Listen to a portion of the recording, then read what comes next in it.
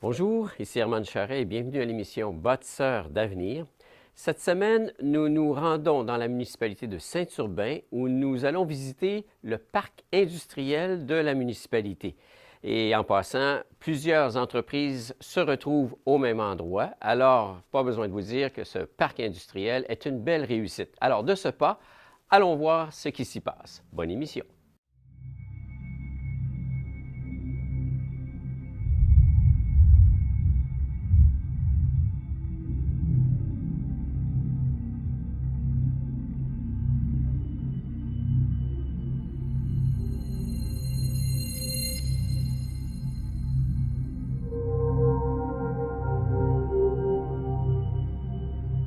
Alors, Mme Claudette Simard, mairesse de Saint-Urbain et bien sûr préfet de la MRC, bonjour. Bonjour. On se retrouve dans un beau décor d'affaires Oui. Au parc industriel de Saint-Urbain. Oui. Comment est venue l'idée d'avoir un parc industriel à Saint-Urbain? Mais d'abord, je vous dirais que c'est en 2005 et à l'époque, c'était M. Simon Bouchard qui était maire de la municipalité, qui siégeait bien sûr au Conseil des maires de la MRC de Charlevoix. Et je pense que l'ensemble des maires se questionnaient ou pensaient à installer un parc industriel dans la MRC parce que ils recevaient beaucoup de plaintes de la part de citoyens qui étaient voisins, souvent d'entrepreneurs qui gardaient sur leur terrain des camions ou des remorques, puis beaucoup d'équipements lourds et c'était vraiment désagréable à voir, autant dans les points de vue que dans la qualité de l'environnement du quartier résidentiel. Alors, je pense que c'est de là que part l'idée, parce qu'on savait très bien que dans la majorité des régions du Québec, des parcs industriels existaient déjà. Oui. Alors, la MRC, l'ensemble des maires, le Conseil des maires a décidé d'y aller avec une étude pour trouver le meilleur site dans différentes municipalités de la MRC de Charlevoix. Alors, à ce moment-là, c'est 3 municipalités qui avaient été retenues, Baie-Saint-Paul, Saint-Urbain et Saint-Hilarion. Et c'est la firme Roche, à l'époque, qui a fait l'étude, financée par la MRC de Charlevoix. Et suite à l'étude, c'est Saint-Urbain, c'est la municipalité de Saint-Urbain qui a été retenue comme le meilleur site pouvant accueillir un parc industriel lourd. Qui était quoi? Question de proximité, question d'environnement? Oui, je pense que oui, parce que quand on tient compte, bien sûr, de la géomorphologie de notre région, au niveau des côtes et puis de l'accessibilité, la proximité de la route 138, c'était, je pense, important. Et aussi que le site répondait très bien puisque c'était très plat déjà et qu'au niveau du coût pour l'aménagement comme tel, c'était un gros avantage. Donc, l'ensemble des maires ont accepté que ce soit ici à Saint-Urbain, que l'installation, que se fasse le parc industriel. Et je vous dirais, pensant très peu me tromper, que c'est en fait ce qui a sauvé au niveau développement économique notre municipalité. Vous dites sauver, c'est un grand mot, là.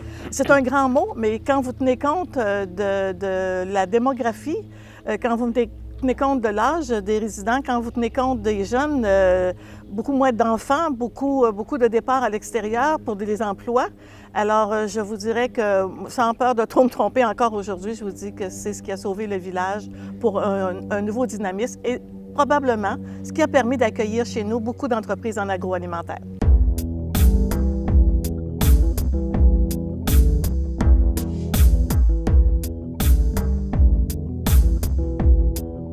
Monsieur Gilles Gagnon, directeur général de la municipalité de Saint-Urbain, bonjour. Bonjour, M. Charret. On peut aller plus loin, vous disiez que vous êtes aussi le directeur général du parc industriel? D'une certaine façon, ça fait partie de mes tâches un peu connexes de participer au développement puis à la prise d'expansion du parc industriel. Je suis comme le premier répondant un peu là, au niveau du parc. C'est moi qui fais les liens avec les entrepreneurs. C'est moi avec les gens du CLD ou du SDLE maintenant qui participent à essayer de vendre le parc industriel. Parce que c'est pas un accident, là, parce que vous étiez initialement impliqué dans le processus, puis vous étiez dans l'urbanisation, donc c'est une extension, là, une expansion, puis une extension de vos fonctions, là. Effectivement, dans une autre vie, ou en tout cas par le passé, j'ai commencé à titre d'urbaniste pour la MRC de Charlevoix. Donc, j'étais prêté, j'étais contractuel pour la municipalité de Saint-Urbain. J'émettais les permis. Donc, c'est moi à peu près qui a donné, je vous dirais, 90% des permis de construction aux gens qui sont ici.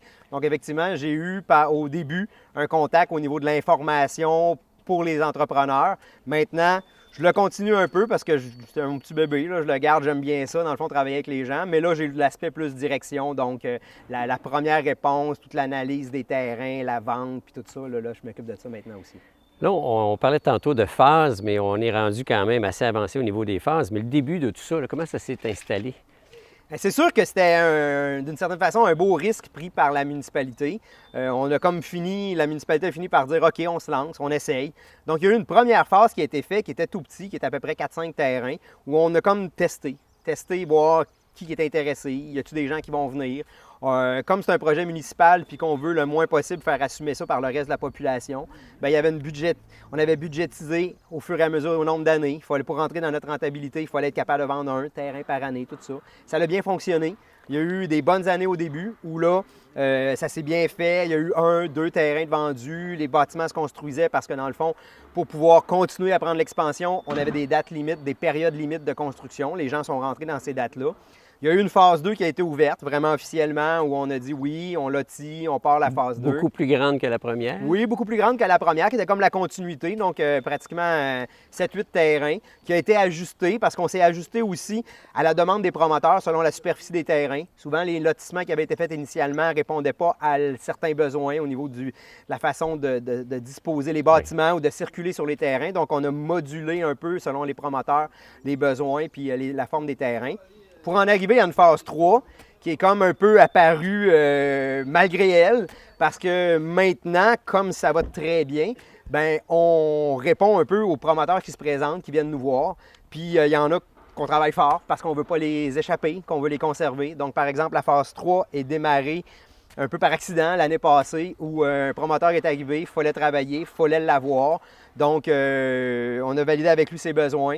Puis on est parti cette phase-là où maintenant on module beaucoup selon le type d'entreprise. Parce qu'on retrouve une variété d'entreprises ici, là. Ça va de la mécanique à la foresterie, à la distribution. C'est assez général, même agroalimentaire. Effectivement, c'est très général. C'était le but aussi du début du parc industriel, de pouvoir créer une synergie à travers les entreprises. On y travaille encore beaucoup aujourd'hui. On est dans un processus de planification stratégique à la municipalité.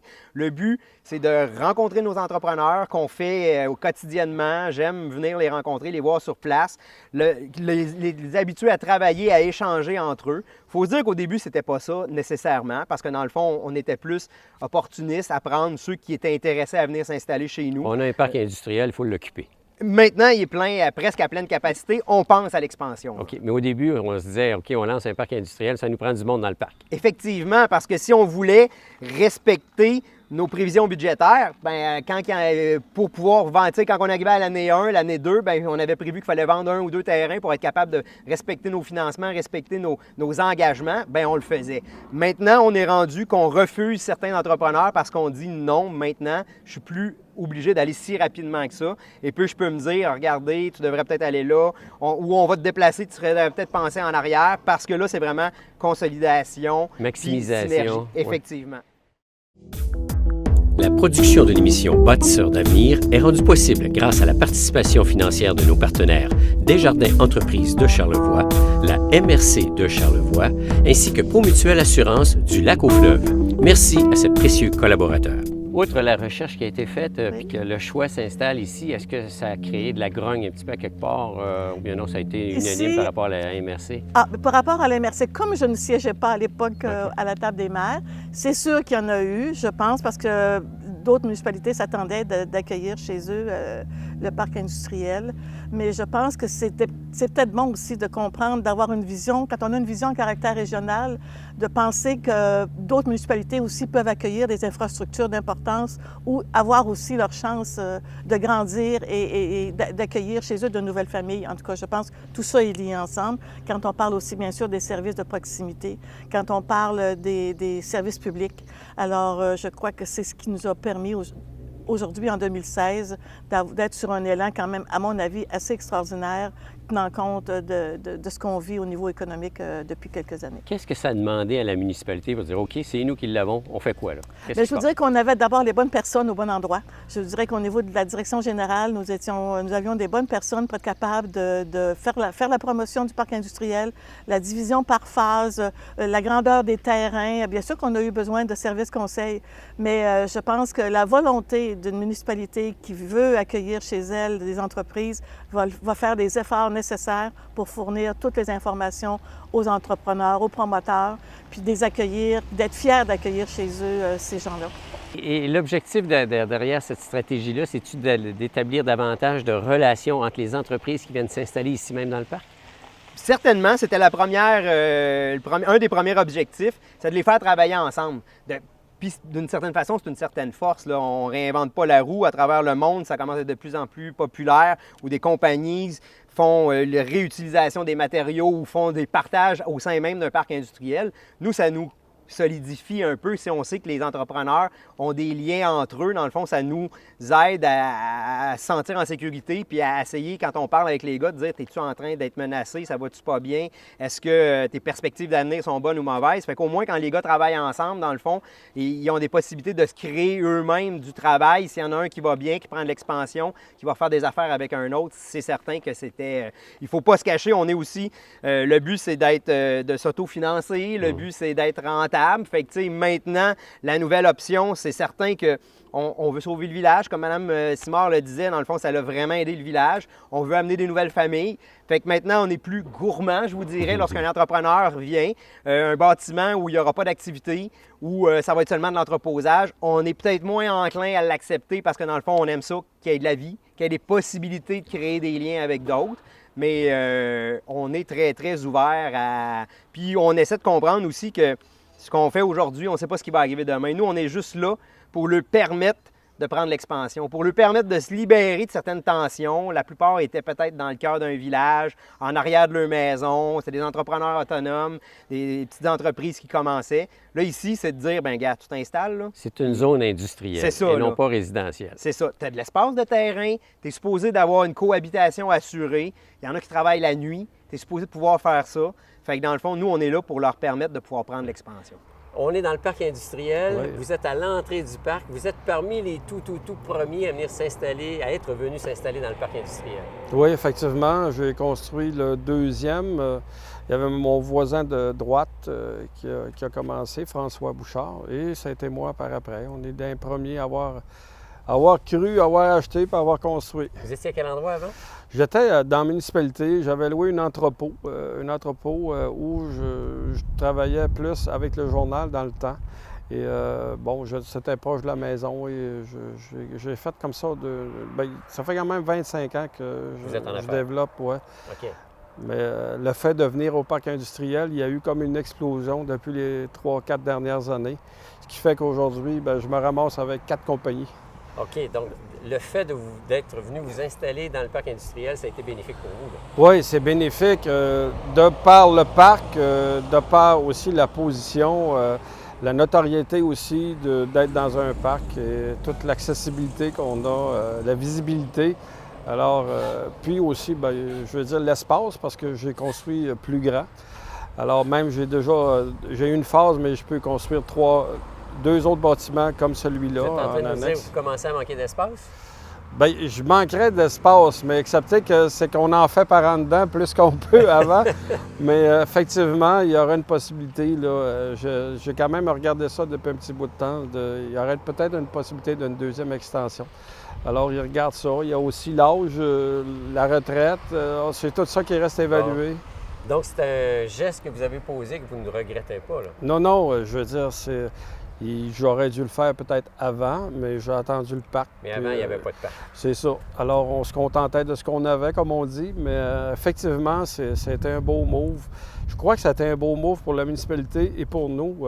Ça amène de l'eau moulant, ça amène plus de monde au poste de gaz, plus de monde à l'épicerie, le fait d'avoir un parc. Et pour nous, ça nous est rendu d'une autre façon par la visibilité, l'accessibilité et la concentration de dans le fond, les organismes ou les compagnies dans un même espace. Un des objectifs ici du parc, c'est d'avoir des entreprises qui sont complémentaires de façon à ce qu'elles s'aident ou s'entraident entre elles. Est-ce que c'est quelque chose qui est vrai pour vous? C'est quelque chose qui me tient à cœur. D'ailleurs, j'en parlais justement hier lors d'une réunion qu'on avait de faire un genre de petit réseautage au niveau du parc, même peut-être un petit comité composé des membres du parc où on pourrait voir comment on pourrait s'entraider, comment on pourrait acheter pour s'aider un l'autre. Alors, ça serait en tout cas, c'est une de mes priorités, puis possiblement dans un avenir quand même assez rapproché, il va y avoir des contacts de fait. On est rendu pratiquement à une phase de maturité, là, si je vous comprends bien. Donc, dans le contexte présent, si on veut prendre une autre expansion, on fait quoi? On est dans un terrain boisé, on défriche? Effectivement, ça va être les pourparlers qu'on va avoir à voir avec les voisins, les gens autour. Il reste On avait un projet de phase 4 qu'on a un peu hypothéqué parce que justement, au niveau, elle était à l'arrière de la phase 2. Donc souvent, les gens manquaient de terrain, on a déjà commencé à leur en vendre. L'autre élément, c'est que pour maximiser les revenus, le but, c'est d'avoir, c'est pas sorcier dans le monde municipal. Là, quand on fait une rue, on veut idéalement avoir des terrains de part et d'autre pour maximiser les revenus, pour payer les infrastructures. Ça n'avait pas été pensé comme ça initialement. Fait que c'est certain que dans notre réflexion, la phase 4 va se moduler différemment. Je pense qu'il y a deux choses. Il y a grandir à l'interne, parce que dans le fond, présentement, comme un des enjeux qu'on parle avec les entrepreneurs, parce qu'on essaie de les consulter, c'est par exemple les coûts. On sait que là, présentement, c'est une limite à leur prise d'expansion ou à leur consolidation. Donc ça va être un peu comme un agrandissement à l'interne, dire, bien, si déjà on est capable de régler notre problème de desserte en eau usée, bien, on va pouvoir, ces entrepreneurs-là vont pouvoir consolider leurs choses. Et puis aussi, aller par les côtés, puis voir les meilleurs endroits selon les différents besoins. Est-ce que vous avez joué, est-ce qu'il y a des entreprises qui ont été obligées de déménager déjà à l'intérieur? Ou... Il y en a quelques-unes qui ont effectivement construit un premier garage qui ne suffisait pas à leurs besoins, qui l'ont vendu, puis qui sont allés dans un autre. Okay. Fait que c'est pour ça que j'essaie d'apprendre, moi aussi, on essaie d'apprendre de toutes ces expériences-là. Mais dans le fond, on essaie de le voir. Je pense que le but, c'est d'amener quelqu'un, de croire en son rêve, de l'aider à prendre l'expansion, puis il n'y a jamais rien d'irréversible. Un petit entrepreneur peut décider de vendre son garage, peut décider de faire une modification. Fait que dans le fond, on construit sur ce qui est déjà établi. Puis ça fait partie un peu de la philosophie de Mme la mairesse et de la municipalité. C'est on est là, on est petit, on est capable de se parler et régler les choses rapidement. Effectivement, je pense que c'est ça qui est. Tu sais, il ne faut pas se cacher. Souvent, il y a des matchs qui sont intéressants pour que non.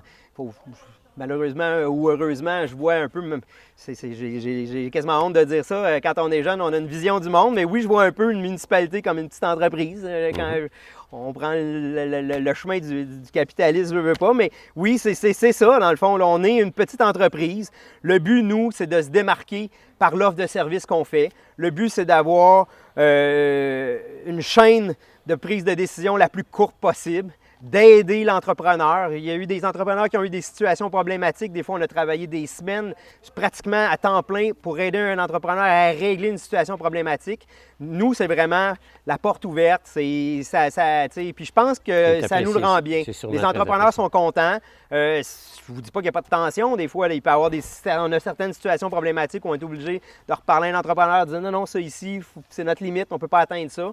Mais on essaye d'être ouvert et de travailler avec eux. Est-ce qu'on peut dire que vous avez des résidents dans le parc heureux? Je pense que oui. Je pense que oui, dans le fond, parce que la plupart, puis ils vont vous le dire, c'est que maintenant, s'il veut travailler à la nuit, s'il veut, il est supposé pouvoir prendre, il est là, c'est ça un parc industriel. Un monsieur qui fait de la transformation ou qui a de la machinerie forestière, par exemple, qu'on a beaucoup de gens dans le forestier, qui avait sa machinerie stationnée en arrière de sa cour dans un développement domiciliaire, que ses vannes arrivaient là, veut pas, ça crée des tensions. Ouais. Là, il peut partir sa vanne le matin, il peut venir réparer ses choses la fin de semaine, il n'y a pas de problème. Là, fait que c'est fait pour ça. Là. Fait que c'est clair que nous, c'est de leur faciliter le travail. Tantôt, vous avez dit, c'est venu sauver mon village. Bien, je pense que oui.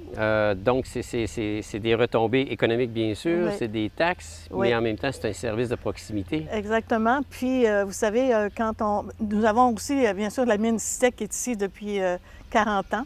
qui a elle aussi amélioré et augmenté au niveau des emplois, qui est très importante pour nous, mais de pouvoir permettre à des jeunes de venir s'installer ici. Et je pense qu'ils ont pu, en venant s'installer dans le parc industriel, prendre de l'expansion.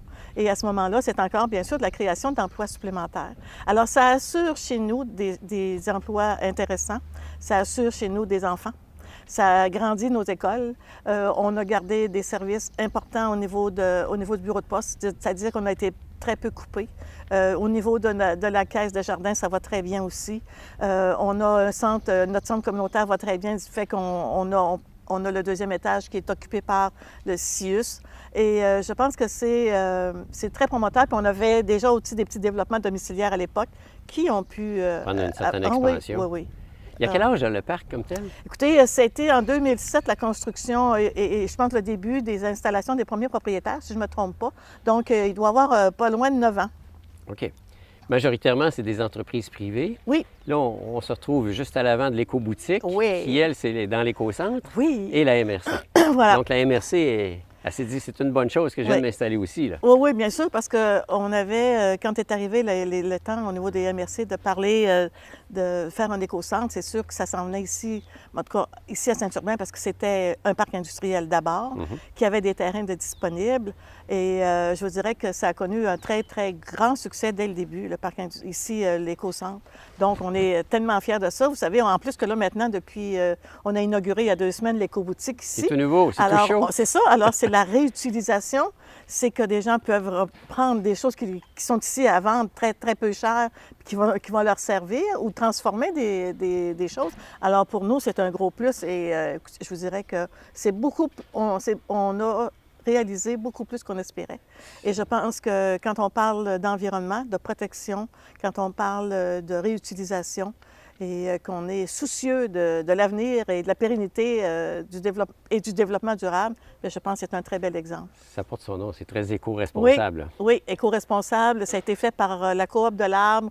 Tout ce qui a été fait, c'est des choses réutilisées pour l'intérieur qui a été réalisé par la Coop de l'Arbre. Alors, c'est une belle réalisation, c'est une grande fierté. Et d'autant plus que c'est un citoyen de Saint-Urbain qui est jeune, arrivé ici, qui a fait le travail à l'intérieur là, pour tout ce qui est accroché partout, le bois, la récupération qu'ils ont fait avec la Coop de l'Arbre. Alors moi, je trouve ça extraordinaire, puis je suis bien fière de ça. Là, on se permet de trier, de réparer les choses, de même les transformer s'il faut. Comme exemple, des lampes qui sont brisées, on en met une dans un socket dans une autre lampe qui était pétée. Il y a moyen de faire bien des choses. On retrouve de la décoration, du bibelot, de la vaisselle, des jouets pour enfants, du meuble, des lampes intérieures, extérieures, des meubles de jardin, des casse-têtes. Il n'y a rien qu'on ne retrouve pas. Vraiment, à part des animaux et des êtres humains, il n'y a rien qu'on n'a pas. Alors, on peut faire 2 choses ici, venir consommer, comme on peut apporter des choses. Et voilà. Vous avez des choses qui vous servent à rien, amenez-nous-les, ça va faire des heureux. Vous avez besoin de quelque chose, venez nous voir, on va sûrement trouver votre bonheur.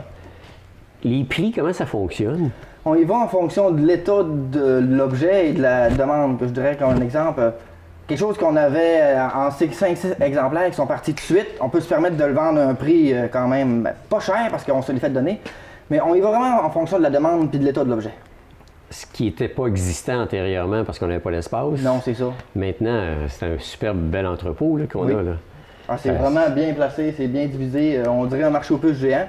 Puis, on n'a pas de misère à se retrouver. C'est pas pêle-mêle, c'est séparé en sections. C'est-tu parce que c'est une nouveauté ou bien non, vous allez toujours garder ça comme ça? On va toujours garder ça comme ça au maximum. Ça, c'est l'objectif. Oui, de ne pas se perdre puis de voir tout ce qu'on a. Parce que si c'est trop chargé puis tu vois pas ce que tu as, c'est pas pratique. OK.